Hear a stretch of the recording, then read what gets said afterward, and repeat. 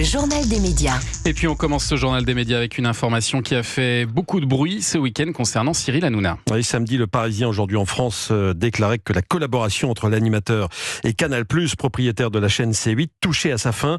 Le journal avançait même que l'émission TPMP pourrait s'arrêter dès le 20 décembre, soit 2 mois avant la date à laquelle C8 est censé fermer.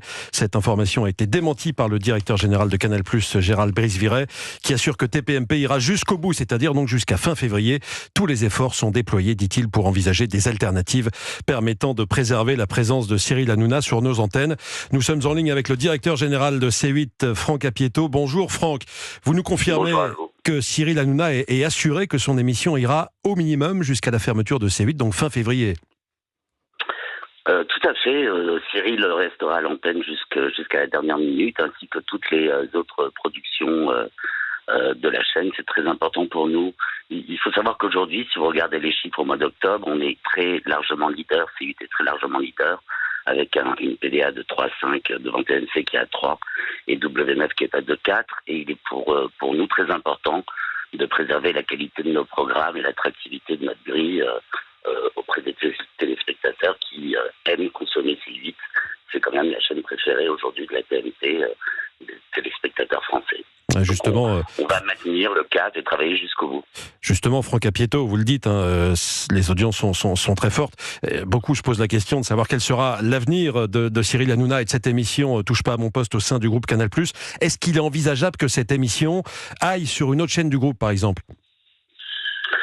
Alors écoutez, on en parle beaucoup, évidemment, c'est une préoccupation quotidienne. Cyril est à la tête d'un talk qui est leader en France. Forcément, il est très attractif, je pense, pour tous les autres groupes audiovisuels aussi. Nous, on a envie de le garder. Vous savez, on a un esprit de famille extrêmement fort à Canal et sur C8.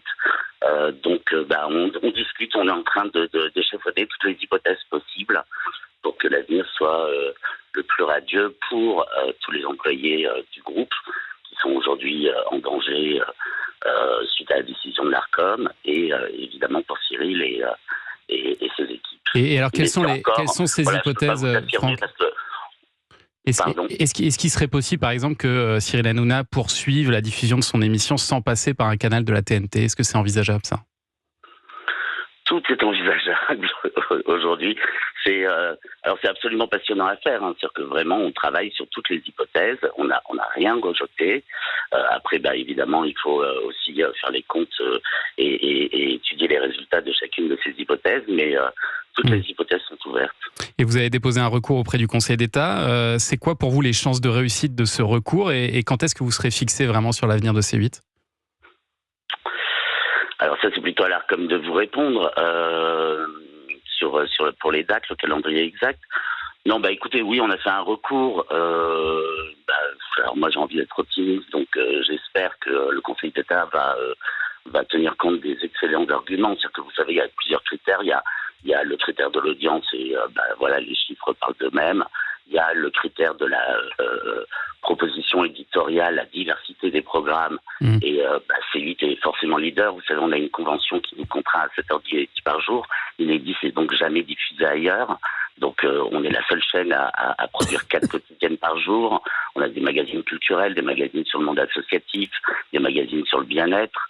Il n'y a pas une chaîne, je ne critique pas le travail des autres, loin de là, mais il n'y a pas une chaîne qui ait une telle diversité éditoriale. On est la chaîne, le meilleur élève en termes de présence féminine sur l'antenne, c'est 47% de femmes sur l'antenne de C8 aujourd'hui, des femmes qui sont productrices, rédactrices en chef, animatrices de leurs émissions. Donc je pense qu'on est d'une modernité et on remplit un très grand nombre de critères précieux, je pense, auprès du Conseil d'État. Après, par superstition, je ne vais pas vous dire quel est le pourcentage de chances. On suivra ça en tout cas dans les mois à venir. Merci beaucoup Franck Apieto, directeur général de la chaîne C8, d'être venu ce matin au micro d'Europe 1.